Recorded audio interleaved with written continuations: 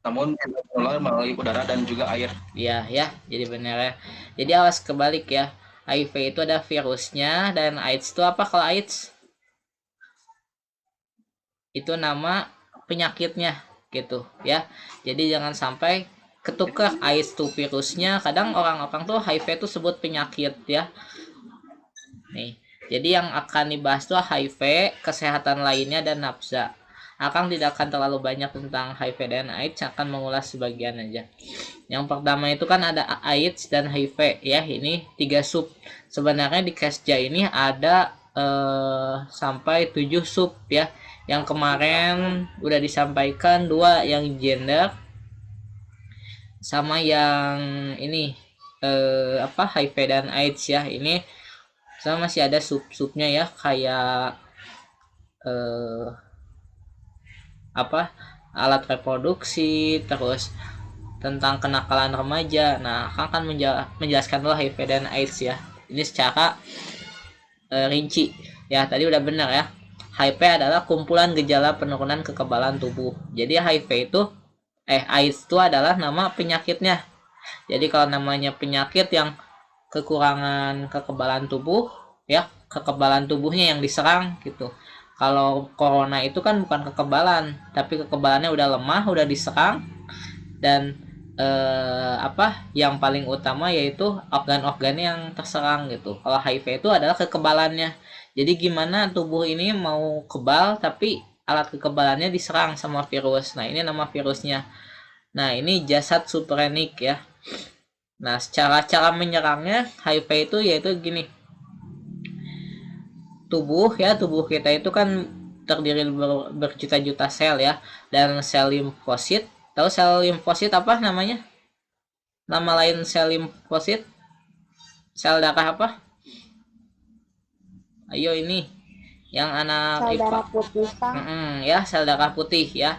Jadi sel darah putih itu kayak dia itu kan melindungi tubuh kita ya atau sebagai kalau kita ada luka sel darah putih itu langsung melindunginya. Nah, dia itu HIV itu menyerang sel darah putihnya ya dan mengembangbiakan virus. Jika selanjutnya sel darah putih itu akan mati dengan bebas menyerang sel-sel limfosit lainnya. Jadi sel darah merah otomatis itu bisa langsung diserang. Akibatnya daya tahan tubuh menurun. Nah, setelah daya tahan tubuh menurun, nah kuman yang biasanya di tubuh kita itu tidak aktif seperti biasanya. Contohnya misalnya kalian jajan sembarangan di pinggir jalan kan sampai rumah biasanya kan nggak sakit atau misalnya kalian minum es ya esnya tuh yang misalnya sembarangan kalian sehat-sehat aja karena kekebalan tubuhnya kuat dan saat terjangkit penyakit kena virus HIV virus apapun akan menjadi ganas ya ini contohnya seperti bakteri mikroba jamur atau organisme dalam patogen atau dalam tubuh kita itu akan menjadi ganas dan hasilnya akan menjadi penyakit TBC. Nah, contohnya gini, kalian punya penyakit maksudnya bukan punya penyakit. Kalian misalnya di jalan ya, banyak asap. Nah, walaupun sekarang lagi pandemi, walaupun kalian sudah menggunakan masker, tapi saat itu kalian banyak asap. Nah, saat itu kalian terserang HIV dan inilah yang akan terjadi yaitu kayak penyakit TBC, terus dan infeksi jamur dan lain-lainnya. Jadi penyakit-penyakit kecil itu akan jadi bahaya ya yang dikarenakan kita kekebalan tubuhnya berkurang atau menurun sekali. Nah, ini ya cara kalian mengetahuinya yaitu sama sih ini ya pengujian antibodi dalam darah penderita. Jadi kalau sekarang itu kita lihatnya rapid test. Nih, ada yang udah pernah di rapid test belum? Nah, adik-adik udah pernah di rapid test belum? Belum, Kang. Belum. Belum, Kang. Ya Belum, kalau belum, di Kang. Nah, kalau rapid test itu kan kalian berpikirnya cuman dikeluarin darah aja ya, kayak cek golongan darah gitu ya. Tapi kalau HIV itu sepertinya gitu ya. Hanya antibodinya yang akan diteliti. gitu dalam darah penderita. Dalam hal ini, seseorang yang tertular HIV akan melampaui tahapan atau stadium. Nah, kalau HIV itu sebenarnya cuman hanya melalui darah aja. Jadi virusnya masih lebih besar ya, lebih besar, lebih ganas daripada coronavirus. Tapi penyebarannya tidak seganas coronavirus. Nah, HIV itu kalau nggak salah ya perbandingannya sama coronavirus itu, kalau HIV itu ibaratkannya 10 ukurannya dan virus corona itu 1. Jadi sangat kecil gitu ya. Tapi sangat lebih besar, lebih mematikan, tapi tidak mudah tertular gitu. Nah, awalnya stadium inkubasi. Ya, inkubasi itu berkembang biaknya virus itu bagaimana di dalam tubuh kita. Nah, stadium inkubasi ini tidak bisa kita teliti kalau misalnya kan corona, akan bandinginnya dengan corona ya, karena sekarang lagi pandemi. Kalau corona kan inkubasinya 1 sampai 5 hari. Kalau inkubasi HIV itu bisa 1 sampai ini yang terakhir itu 2 bulan ya. Jadi dari hari pertama kalian contohnya ada yang terpapar dari HIV itu 1 sampai 2 bulan itu kita nggak bisa ngejudge orang itu kena HIV gitu. Jadi itu masih inkubasi. Bisa aja dia kena tiba-tiba baru 30 hari dia sehat-sehat aja dan virus itu hilang gitu. HIV itu hilang, bisa aja seperti itu. Dan setelah itu stadium awal 3 sampai 6 bulan. Di sini tidak ada gejala apapun ya. Tidak ada gejala, maksudnya gejalanya tidak seberat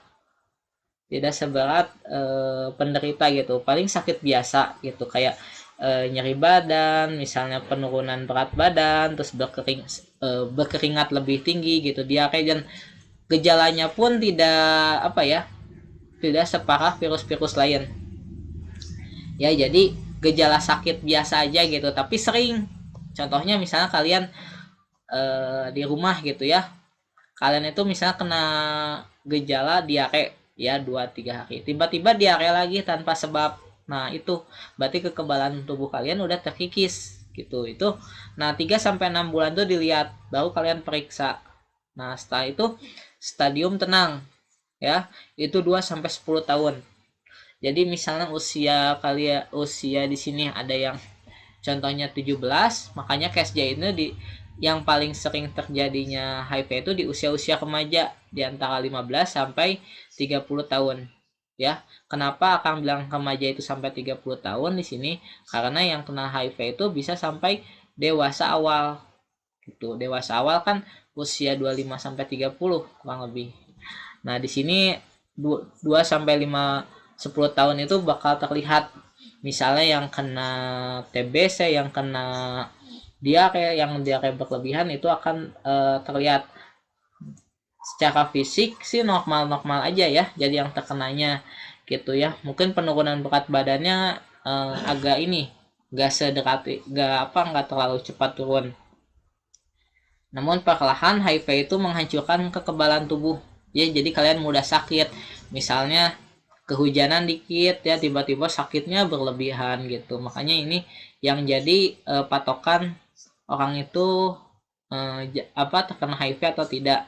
Nah, tapi jangan sampai kita menjudge teman kita, misalnya ada yang mudah sakit dan dia itu terkena HIV. Nggak bisa seperti itu, karena butuh waktu 1 sampai 3 bulan ya.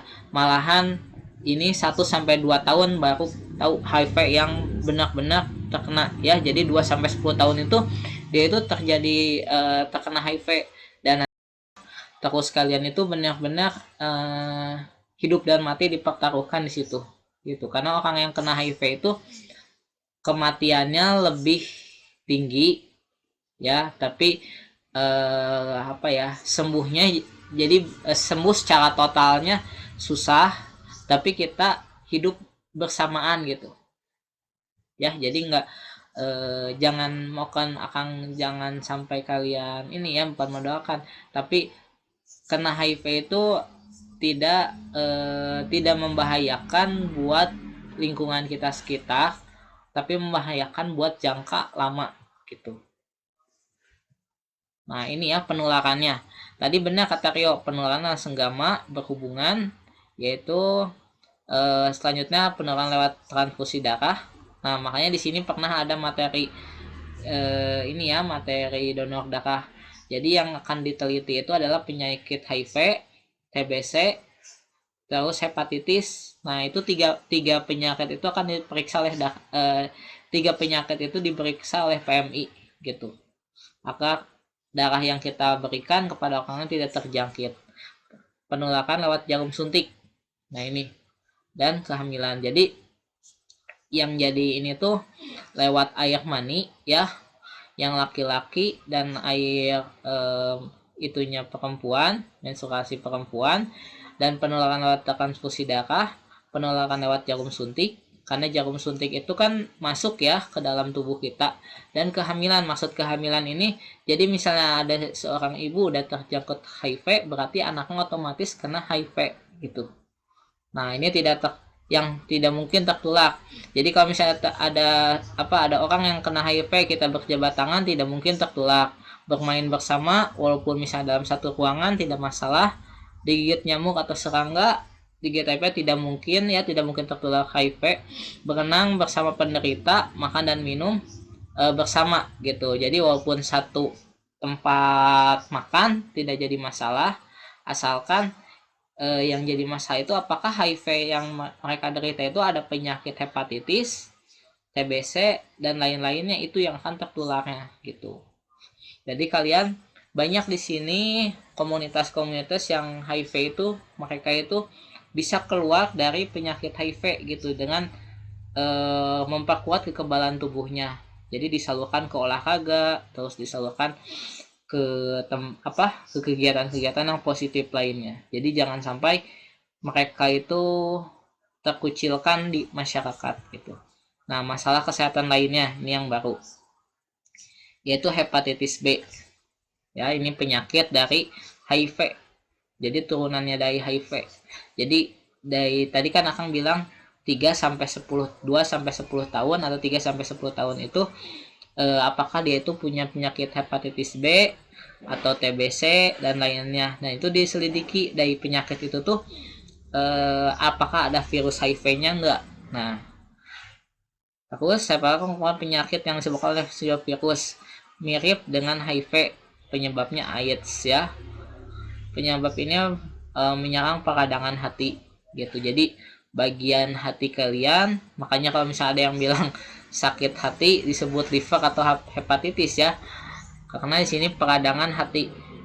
Nah, gejala awalnya seperti biasa, ada flu, tubuh lemas, cepat lelah, demam, gejala berat, muntah-muntah, dan demam sangat tinggi. Yang paling terlihat hepatitis itu adalah ini, warna kulit menjadi kekuning-kuningan. Karena kalau tubuh lemas itu gejala-gejala masuk angin juga termasuk ya.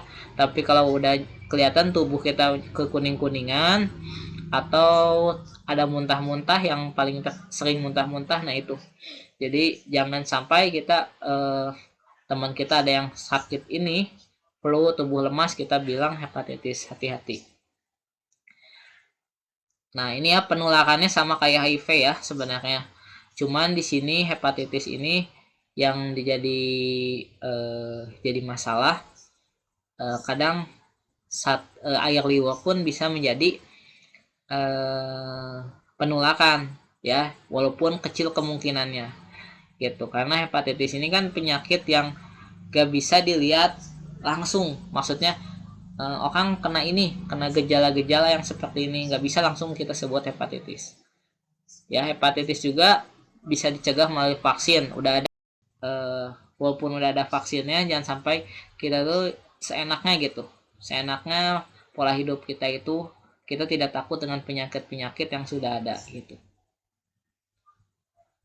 Nah, ini ya TBC merupakan penyakit penahun atau menular yang disebabkan oleh bakteri Mycobacterium tuberculosis yang ditularkan melalui dahak yang menyebar ke udara gitu. Jadi maksud menyebar ke udara itu beda seperti coronavirus. Ya, kalau coronavirus kan kita melalui droplet ya.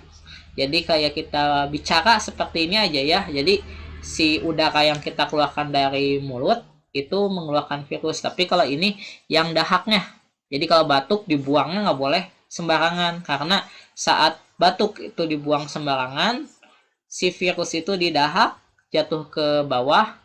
Sebenarnya jatuh ke bawah virus tidak akan menyebar langsung, tapi proses dari mulut kita ke tanahnya, si virus itu kan melalui udara. Nah, udara itu yang akan menularkan ke ke teman-teman atau ke orang-orang di lingkungan kita gitu. Beda sama coronavirus. Kalau coronavirus kan tanpa mengeluarkan itu juga udah menularkan ya kepada saudara-saudara kita. Dia menyerang paru-paru, saluran pernapasan, dan peradangan selaput otak ya. Ini kalau udah bahaya, udah melalui ini berarti langsung ke bagian otak dan gangguan kulit. Gejalanya yaitu batuk. Ini batuk tapi tidak sembuh-sembuh ya. Batuknya berlendir ya, masih ada berlendir dan berdarah. Jadi kalau ada batuk darah itu cepat-cepat kita itu periksa ya, jangan sampai batuk darah itu disebut kayak mungkin mimisan bocor ke kerongkongan ya, nggak mungkin seperti itu, karena mimisan itu adalah dari bagian rongga hidung yang di dalam, jadi nggak mungkin ke dalam paru-paru. Menjadi kurus dan pucat dan infeksi disebabkan oleh kuman TBC termasuk infeksi gitu. Cara pencegahannya sama melalui vaksin, kita makanan-makanan yang mengandung protein, karena protein kita itu yang di dalam tubuh kita itu digerus terus sama oleh bakteri tersebut ya. Nah, terus istirahat yang teratur, menjaga kebersihan lingkungan ya. Jadi kalian jangan sampai terlupakan walaupun sekarang lagi pandemi ya. Kita khusus aja pakai strategi 3M, 5M ya, tapi kita melalaikan istirahatnya, makannya, menjaga lingkungan sekitar. Nah, sama aja kita itu membuka penyakit lama dan menutup penyakit yang sekarang lagi viral ini ya. Makanya TBC, hepatitis ini sebenarnya lebih bahaya menularnya daripada coronavirus. Nah, sekarang nafsa. Ya, nafsa itu terdiri dari rokok, miras, narkoba, satu lagi ada ya namanya penyalahgunaan obat-obatan. Nah, rokok Kang, ya, ada pertanyaan? izin bentar ya. Iya, kenapa Rio? PPT-nya belum jalan kan? PPT-nya di share screen belum jalan kan? Bukan Bill, nggak kelihatan? Belum, udah kelihatan Kang, cuma belum jalan PPT-nya. Oh, belum mau jalan. Dipindah gitu. Oh iya. Ya, Udah jalan belum? Kang. Iya. Udah. Ya. Ya ini ya rokok. Ya, maksudnya ini materi tentang rokok. Jadi rokok itu sebenarnya kan ini ya kebiasaan para lelaki. Hampir di Indonesia ini kalau lihat data 70% ekonomi kita itu didukung oleh rokok gitu. Sebenarnya kalau kalian tahu gitu. Jadi pabrik rokok yang ada di Jawa Tengah, Jawa Timur itu bisa sebagai pendongkrak ekonomi kita gitu. Manfaatnya sebenarnya ada ya, sebenarnya bagi kaum laki-laki, dan Akang juga nggak tahu ini manfaatnya emang terasa atau enggak, karena Akang pan rokok. Mengurangi stres, tekanan, dan perasaan yang kurang enak gitu ya. Menjadi lebih berani, menimbulkan perasaan nikmat. Ini sebenarnya kalau kita lihat hanya dalam sekejap aja gitu. Jadi stres, tekanan, kurang enak, terus lebih berani ya, jadi cuman manfaatnya saat itu aja, tapi keburukannya lebih banyak dan lebih bahaya. Yang pertama, mengurangi konsentrasi ya bagi perokok. Makanya kalau misalnya ada yang menyetir mobil terutama, mungkin kalau lihat sopir-sopir harus ada rokok ya, tapi itu jadi konsentrasinya berkurang, emosinya malah naik gitu, karena dia itu berpikir hanya menjalankan mobil, tidak berpikir bahwa misalnya ada yang kesel, coba aja dia ke sabak atau ke yang lainnya. Jadi pokoknya udah fokusnya satu gitu. Karena konsentrasinya nggak bisa bercabang gitu. Menurunkan kebugaran tubuh dan meracunin teman non perokok ya. Jadi tanpa kita sadari yang perokok ini misalnya dia itu satu orang perokok misalnya contoh di satu ruangan, tapi dia itu bisa meracunin teman-temannya yang tidak perokok, dan itu lebih berbahaya karena tidak terbiasa paru-parunya menghisap atau menghirup udara. Walaupun kita udah pakai masker, tetap aja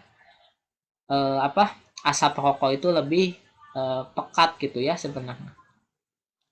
Menimbulkan ketergantungan ya, jika tidak ada berakibat pada memboroskan bagi penggunanya. Jadi kalau kalian tahu, ini ada batang rokok ya yang akan backgroundnya. Satu batang rokok ini itu bisa seharga 1.000 atau sampai 2.000. Nah, kalau satu bungkus itu 20.000 ya, isinya misalnya 10 atau 15 ya, kata-kata 15 yang akan tahu, itu 20.000 dalam satu bungkus. Satu pak itu kalau nggak salah 15 biji, dan satu dus nggak tahu itu berapa. Kita kalikan saja itu semuanya, itu memboroskan ya sebenarnya. Diibaratkan satu bungkus itu 20.000 bisa beli kita makanan yang sehat pokoknya yang bermanfaat dan bergizi 20.000 itu. Sedangkan kalau satu bungkus. Nah, faktor remaja kenapa ingin merokok? Rasa ingin tahu, karena mungkin meniru orang tuanya, meniru teman-temannya, hasrat berkelompok ya. Kalau misalnya kalian yang laki-laki terutama ya, kalau udah berkelompok, udah kumpul-kumpul, mungkin ada bujukan atau misalnya diajak gitu, menambah kejantanan. Maksudnya keberanian di sini ya. Terus lingkungan sosial. Jadi gimana lingkungannya? Apakah lingkungannya kita harus menyesuaikan dan kita jadi ikut-ikutan? Nah, itu yang jadi faktor remaja gitu. Karena remaja ini adalah masa dimana belum dewasa ya, belum masuk ke dewasa. Namanya yang memilih yang baik dan yang buruk. Kadang milih yang buruk disebut baik, yang milih yang baik jadi buruk. Jadi belum sempurna dalam memilihnya. Jadi ini faktor-faktornya karena ini gitu. Terus miras atau alkohol. Ya, alkohol merupakan cairan bening, tak berwarna dan mudah menguap, mudah terbakar minuman, atau disebut minuman mudah terbakar. Minuman keras adalah minuman yang sengaja diberi alkohol. Semua minuman ya teman-teman di sini, semua minuman yang diberikan alkohol disebut miras. Tapi hati-hati, miras di sini juga ada manfaatnya ya, walaupun manfaatnya bukan untuk konsumsi ya, bukan untuk konsumsi seperti biasanya, tapi manfaatnya yaitu disinfektan, pensuci hama, bahan bakar, bahan dasar berbagai obat dan kosmetik ya. Kalian menggunakan parfum ya, contohnya parfum yang beralkohol. Nah, itu sebenarnya disemprotkan ke tubuh kita itu nggak jadi masalah karena kan kita tidak meminumnya gitu. Cuman akan ada bau alkoholnya. Sebenarnya bau alkohol akan menahan wangi-wanginya lebih lama gitu. Nah, jadi digunakannya bukan untuk dikonsumsi seperti biasa ya, tapi kalau di luar negeri itu sebagai minuman biasa gitu, karena di sana kan nggak ada rempah-rempah ya, tapi digunakan untuk ini menghangatkan tubuh. Nah, yang jadi masalahnya mereka itu gangguan kesehatan, menyebabkan ketergantungan, kerusakan paru-paru, hati dan ginjal. Jadi miras atau alkohol ini sebenarnya kerugiannya lebih banyak gitu ya. Walaupun memang ini ada berbagai obat. Jadi obat-obat yang kalian minum sebenarnya ada sedikit zat alkoholnya. Tapi kalau misalnya kalian ini bermanfaat untuk penyakit, dan akan yakin yang untuk obat-obatan alkoholnya juga nggak sebanyak yang miras ya, miras yang di background ini paling 0, berapa di bawah 2 atau 1% gitu. Nah, ini penyalahgunaan obat. Ya, racun. Obat itu sebenarnya racun, ya. Iya. Kenapa? PT-nya nggak jalan lagi, Kang? Oh ya, udah jalan belum? Udah. Udah ya? Ya, makasih. Ya, penyalahgunaan obat. Jadi obat itu adalah racun. Racun dalam bahan kimia. Tapi racun di sini maksud racun di sini adalah mempunyai manfaat dan keburukannya gitu ya. Bila kita konsumsi obat secara dosisnya secara banyak atau berlebihan, nah ini akan menjadikan tubuh kita itu tidak kuat ya. Maksudnya tidak kuat itu sebenarnya mereka itu lebih berani, lebih kuat, tapi cuman beberapa jam atau beberapa menit dan akan membahayakan tubuh kita. Jadi kalau kalian misalnya punya rasa lagi sakit dikasih minum obat, lebih baik baca petunjuknya. Apakah ada yang tidak sesuai dengan tubuh kita atau tidak gitu. Nah, ini penyalahan obatnya. Obat ini menimbulkan ketergantungan, rusak organ tubuh dan bahan yang berikan pada kematian. Nah, maksudnya ini kenakalan remaja di sini seperti gini. Akang pernah lihat di suatu desa gitu. Jadi remaja itu meminum komik. Tahu komik? Tahu obat batu komik? Ada yang tahu nggak? Tahu Kang. Tahu ya. Nah, meminum secara berlebihan. Tahu. 10 bungkus sekaligus. Mungkin rasanya ngefly atau kayak terbang. Terus dia itu lebih kuat ya. Tapi efek sampingnya yaitu tubuh kita itu akan rusak gitu. Jadi kalau kalian coba ya, misalnya bakal nakang suruh minta coba-coba minum 1 set aja, kita aja udah ngantuk, udah terasa lemes, udah terasa terasa banyak efek sampingnya ya komik tuh. Apalagi nih kalau disalahkan obat-obatannya. Dan sering ya akan lihat kalau kenakalan remaja itu menggunakan kayak komik, terus dikasih alkohol yang 70% malahan ya, lebih ganas gitu. Nah, terus tak kenapa remaja banyak yang menggunakannya. Nah, ini ya tahapannya. Awalnya pengen coba-coba, misalnya cuman 5 bungkus. Wah, pengen lagi, tambah lagi 7 bungkus sampai 10 bungkus.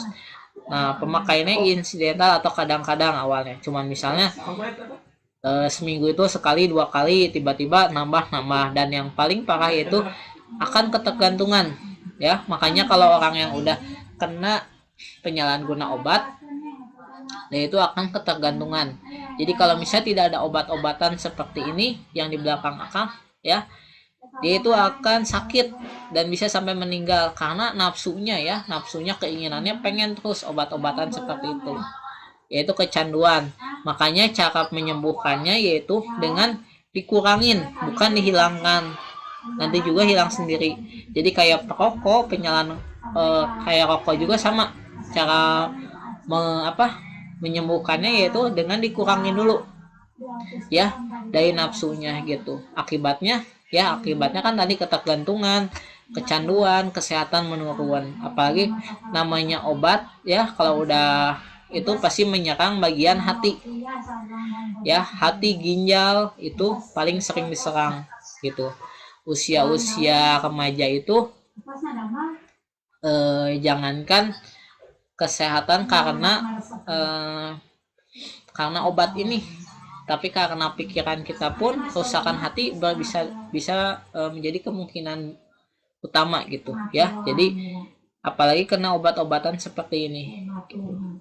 Nah, selanjutnya narkoba atau narkotika, bedanya ya sekarang. Sedangkan nafsa adalah narkotika, psikotropika, dan zat adiktif ya. Makanya kalau sabun pun disebut nafsa ya, sabun yang zat-zat yang adiktif. Obat-obat biasa pun disebut zat-zat adiktif. Dan narkoba itu narkotika, alkohol, dan obat terlarang. Jadi kalau ada narkotikanya berarti rokok itu narkoba bukan? Ya, itu termasuk.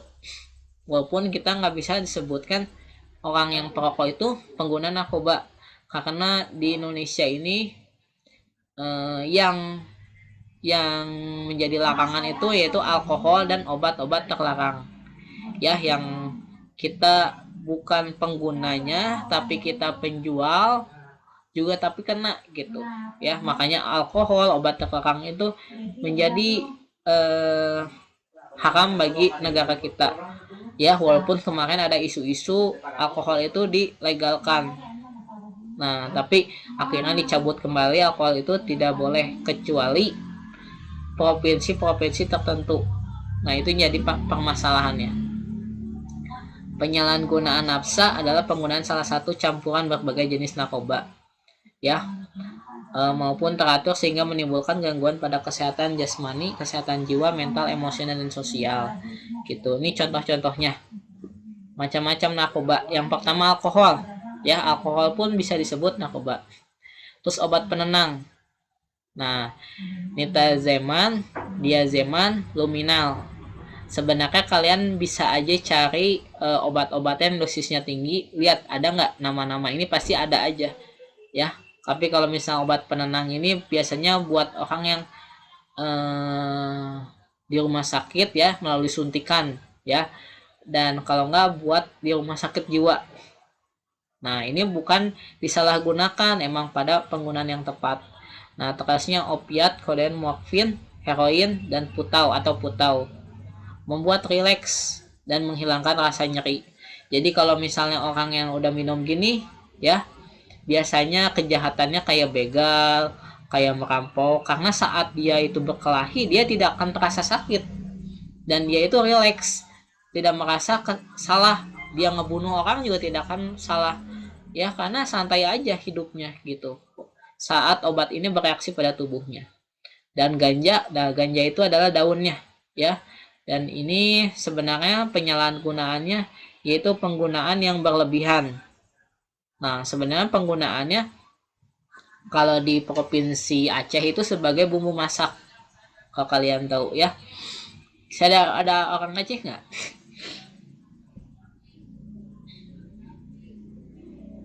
Nah, ini ada yang keempat, lisennya asid diakslamid atau LSD, mengikuti suasana hati. Jadi suasana hatinya itu diikutin. Kalau dia sedih ya sedih terus, sedihnya tuh berlebihan. Tapi kalau dia cuman gembira, misalnya kayak orang gila aja, kalau misalnya kayak dia lihat yang lucu terus ketawanya berlebihan gitu. Terus rokok, tapi di sini rokok ini tidak bisa akan sebut narkoba secara full karena ada batasannya, yaitu narkotikanya yang di bawah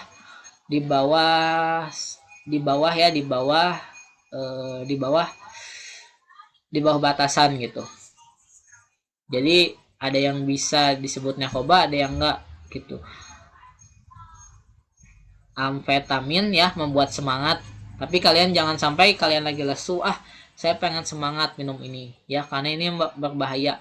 Karena semangat sih semangat, tapi kalau misalnya kita minum, setelah rasa semangat itu kita akan kecanduan, harus minum ini terus-terusan gitu ya. Biasanya ini doping ya, sebagai doping yang berbahaya. Nah, ini sabu-sabu juga sama, metafin, cuman berbedanya kalau ini biasanya berbentuk kapsul, dan kalau sabu-sabu ini serbuk, dan serbuk ini dihirup ya, dihirup kayak minum ini ya, obat mah pasti waisan ya kayak gitu. Dan kokain, merasa rasa gembira ya, walaupun misalnya lihat orang jatuh atau kita dilemparin terus aja dia udah kena kokain, itu merasa gembira.